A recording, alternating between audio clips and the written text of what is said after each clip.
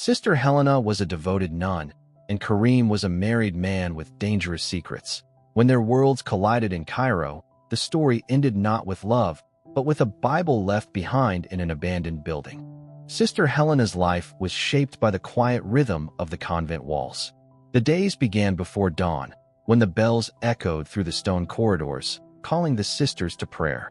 She would kneel in silence, her hands clasped tightly, her mind repeating the words of devotion she had whispered every day for nearly 2 decades. For the outside world, it seemed like a life of peace, a simple existence free of complications. But inside Helena's heart, a quiet restlessness grew stronger with each passing year. She had entered the convent as a young woman, full of hope and determination to serve God.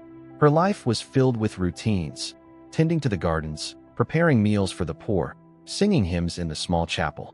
Each act of service was supposed to bring her closer to fulfillment. Yet Helena often found herself staring out the narrow window of her room, watching the world beyond the gates. She imagined lives of color, sound, and movement, so different from the muted tones of her cloistered world. The sisters around her never suspected the depth of her longing. She smiled politely, performed her duties with diligence, and never questioned the rules in public. But at night, when the hallways were empty and the convent lay in silence, she would open her worn Bible and linger over passages that spoke of love and sacrifice. Sometimes she wondered if her own sacrifice had been too great, if she had given up not just her freedom, but her chance to truly live. Though Helena never said it aloud, she carried a deep loneliness, an ache that prayer could not always quiet. And it was this hidden emptiness, buried beneath her devotion, that would one day open the door to something far more dangerous. It began with something small, almost unremarkable. Helena joined an online church outreach program designed to connect people from different countries through faith discussions. It was meant to be harmless, a way for her to share guidance with those seeking spiritual comfort. Among the many names and messages that appeared, one stood out: Karim. His words were warm, respectful, and filled with admiration. He spoke of his struggles to remain strong in a world full of temptation and how he admired her dedication to God. For Helena, his attention felt like sunlight breaking through the heavy clouds of her routine. At first, she responded cautiously, keeping her tone formal and distant. But Karim's persistence slowly chipped away at her defenses. He sent her long, thoughtful notes late at night, telling her about his dreams, his travels, and the beauty of Cairo. He described golden sunsets over the Nile and bustling streets filled with life and laughter. With every message, Helena found herself imagining these scenes vividly, almost as if she were there. Then came the photographs: Karim in expensive suits, standing beside sleek cars, dining in elegant restaurants. He told her he had built his success through years of hard work, but what he truly longed for was companionship, someone pure-hearted who would understand him beyond the surface. To Helena, who had spent years unseen and unnoticed, his words felt intoxicating. Her correspondence with him became the secret highlight of her days. The quiet convent walls no longer felt suffocating when she knew a message might be waiting. She began to crave his attention, reading his words again and again in the secrecy of her room. What began as a simple exchange of faith soon transformed into something Helena had never expected: hope for a life beyond her vows. Helena's fascination with Karim soon grew into something far stronger than curiosity.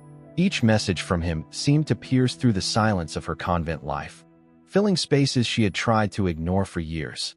She began to feel emotions she had long buried, emotions she had been taught to suppress in service of her vows.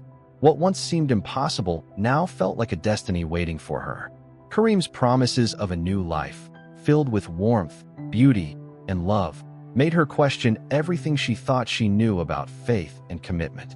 The more she read his words, the more the convent walls felt like a prison. Her routines, once symbols of discipline, now felt like chains that kept her away from the world she secretly longed for. Karim's attention awakened her to desires she had never fully admitted even to herself. He wrote about how he wished to see her smile in person, how he believed she was meant for more than isolation, how together they could create something meaningful. Those words were dangerous, yet Helena clung to them as if they were gospel. she began to keep secrets. Her fellow sisters noticed her distraction during prayers, her hesitation when carrying out duties, the faraway look in her eyes. Helena no longer lingered in the chapel after services. Instead, she rushed back to her small room to check for Karim's messages. Each letter, each photo, pulled her further away from the life she had promised to live. Eventually, the struggle between devotion and desire grew unbearable. Helena convinced herself that God would forgive her, that perhaps this new path was part of his plan. And so, silently, she began to prepare for the most irreversible decision of her life, breaking the vows she once believed unshakable. Helena's departure from the convent was quiet, almost invisible. One late evening, while the other sisters were in their cells, she packed a small suitcase with only a few changes of clothes and slipped her Bible into the side pocket. Her heart pounded as she walked down the dim corridor for the last time, the sound of her footsteps echoing like accusations in the silence. The heavy wooden doors closed behind her, and with that, she severed a part of her life that had defined her for decades. The journey to Cairo felt surreal. On the plane, Helena sat by the window, staring out at the clouds, torn between fear and excitement. She thought about Karim's promises, romantic dinners by the Nile, laughter in vibrant markets, a home where she could finally belong. These visions drowned out her doubts, convincing her that she was stepping into a future she deserved. For the first time, she felt the pulse of adventure, a life beyond routine and sacrifice. When the plane landed, reality was overwhelming. Cairo was unlike anything she had imagined. The air was thick and hot, the streets chaotic with cars, vendors, and strangers speaking a language she barely understood. She clutched her suitcase tightly, searching the crowded airport for Karim. But he was not there. Hours passed, and her calls went unanswered. Eventually, a message arrived with instructions. He would meet her later, and she should take a taxi to a small neighborhood outside the city center. Confused but still hopeful, Helena obeyed. As the taxi sped through the noisy streets, she pressed her Bible against her chest. The lights of Cairo blurred past, dazzling yet intimidating. She told herself this was only the beginning, unaware that the journey ahead would unravel her life completely. Karim was nothing like the man Helena had imagined. Behind the polished photos and flattering words was a man drowning in lies. He was already married, with a wife who quietly endured his absences, and 2 children who often asked where their father had gone. His life was far from the glamorous image he had built online. The sleek cars he boasted about belonged to friends. The expensive dinners were borrowed moments, and the luxury trips were stolen images pulled from others. Karim's reality was filled with overdue bills, angry creditors, and desperate schemes to escape the weight of his failures. To him, Helena was never the soulmate he described. She was a means to an end. Her innocence, her vulnerability, and her devotion made her an easy target. He saw her as someone who could be molded, someone who would trust his every word without questioning. When she agreed to leave the convent, Karim knew he had succeeded in luring her into his carefully spun web. What Helena viewed as destiny, he saw as opportunity. In Cairo, he presented himself with charm, masking his desperation. He showered her with compliments, spoke of love, and pretended to share dreams of a future together. Yet behind closed doors, his behavior shifted. He avoided introducing her to his family, kept her hidden from friends, and offered excuses whenever she asked about stability. His true focus was on what he could gain from her, whether financial help, emotional dependence, or simply the thrill of control. Helena, blinded by hope, ignored the inconsistencies. She wanted so badly to believe in the version of Karim he had painted. What she didn't realize was that she had stepped into the life of a man whose secrets were far darker than she could ever imagine. In the first weeks after her arrival, Helena was seen occasionally in the neighborhood Karim had placed her in. It was a modest, crumbling building far from the images of luxury he had once shared.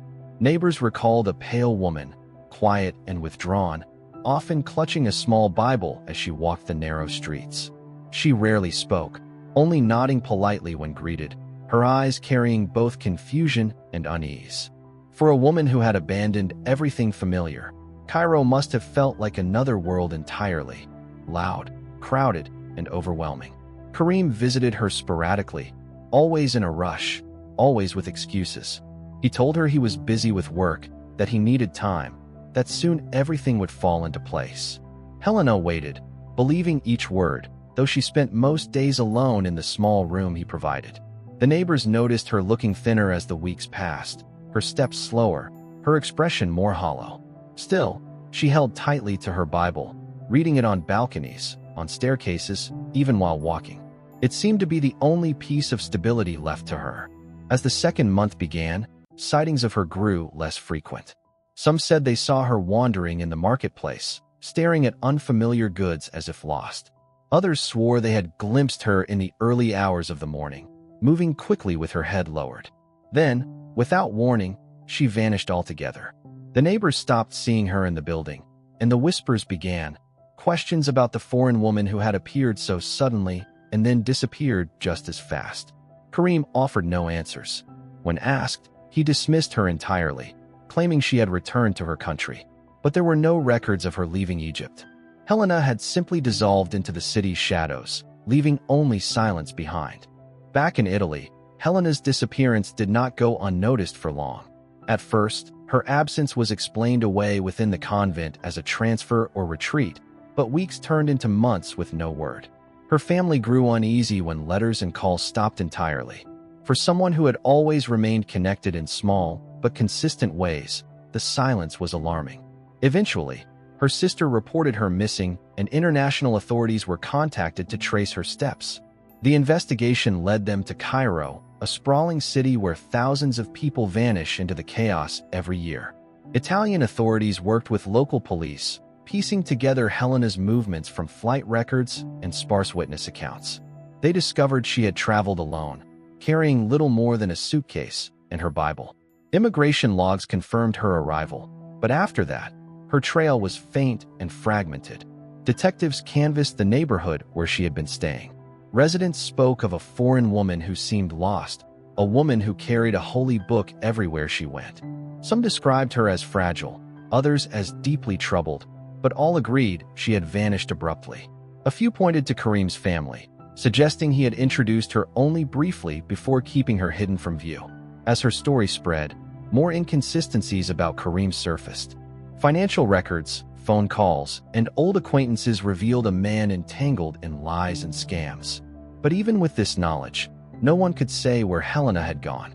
Each lead ended in uncertainty, each testimony raising more questions than answers. Her family, devastated, clung to hope that she was still alive somewhere in Cairo. They put up posters, visited churches, and begged for information. Yet the more they searched, the clearer it became that Helena had stepped into a world designed to erase her. The breakthrough in Helena's case came weeks into the investigation, when officers were led to an abandoned apartment building on the edge of Cairo. It was a gray, crumbling structure, long deserted except for squatters who occasionally passed through. The building smelled of dust and decay, its walls scarred with graffiti and broken windows.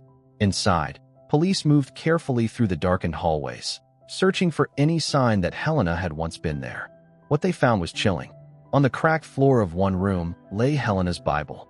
Its leather cover was torn, the edges frayed as if handled roughly. The book was open, pages bent and smudged with dirt, some even marked with faint stains. It was the only item in the room, placed as though abandoned in a hurry. Investigators searched every corner, hoping for clothing, documents, or even a trace of her belongings. But there was nothing. The suitcase she had carried from Italy was gone, and so was any evidence of her presence, except for the Bible. To those who knew Helena, the discovery was devastating. That Bible had been her most personal possession, the one object she had carried everywhere. For it to be left behind suggested something terrible had happened. Authorities treated it as the strongest clue yet, but it was also the most troubling. Why had she been in such a desolate place? Who had brought her there? Forensic teams combed the site, lifting fingerprints and testing the pages for DNA, but nothing conclusive emerged. The building itself seemed to swallow answers, leaving behind only questions. The Bible, once a source of comfort and devotion, now stood as a symbol of her disappearance, a silent witness to the last moments she might have lived in Cairo. As investigators dug deeper into Karim's past, a disturbing pattern began to emerge. Helena had not been the first woman he had lured into his orbit. Records showed that over the years, he had targeted several women from different countries, often through religious or cultural forums where trust was easier to build. He crafted stories of success, sprinkled with just enough vulnerability to appear genuine. Once he gained their confidence, he persuaded them to send money, gifts, or even travel across borders to be with him. Many of these women eventually vanished from contact, their fates left unreported or unresolved. Police uncovered bank transactions linking Karim to suspicious wire transfers. He had received large sums from women in Europe and the Middle East, sometimes disguised as loans or charitable donations. In reality, the money kept his debts at bay and allowed him to continue projecting the image of wealth that ensnared new victims. Interviews with acquaintances painted him as a man who thrived on deception, skilled at playing multiple roles depending on who he needed to impress. Helena's case, however, carried a darker edge. Unlike others, she had abandoned everything: her vows, her community, her identity, to be with him. Investigators theorized that once her usefulness ran out, she may have become a liability. Her sudden disappearance, paired with the discovery of her Bible in an abandoned building, suggested she had uncovered more of his lies than he intended. The scandal reached headlines in Italy and Egypt, drawing attention to the dangers of online manipulation. Families of other missing women began to come forward, linking their stories to Karim. Yet despite the mounting evidence of fraud and exploitation, there was still no concrete proof of what had happened to Helena. Her case stood as the darkest and most haunting chapter in Karim's trail of deceit. Helena's story closed not with answers, but with silence. Despite months of searching, her body was never recovered, and no one could say with certainty what became of her in the crowded streets of Cairo. Some investigators believed she had been silenced after discovering too much about Karim's lies, her disappearance deliberately staged to leave no trace. Others suggested she might have tried to run, only to become lost in a foreign city where she had no support, no language, and no way home. Each theory offered possibilities, but none provided the closure her family so desperately needed. The only tangible reminder of her existence in Cairo was the Bible found in the abandoned building. It became a haunting symbol, a relic of faith left behind by a woman who had surrendered everything for love. To some, it was proof that she had been betrayed. To others, it was a sign that even in her final moments, she clung to the beliefs that had shaped her life. Its torn pages carried more weight than any testimony, whispering a story no one would ever fully hear. For Karim, life moved on in shadows. He faced scrutiny and suspicion, but without physical evidence, legal action stalled. His scams continued to surface, but Helena's name remained the one most often tied to his deceit. Her disappearance became both a cautionary tale and an unsolved mystery, whispered in true crime circles as one of the most chilling examples of love turned lethal. Helena's family returned to Italy with only grief and questions. In their home, a framed photo of her younger years sat beside a candle that was lit each night in remembrance. The flame burned for the hope that one day the truth would surface, though in their hearts, they knew it never might.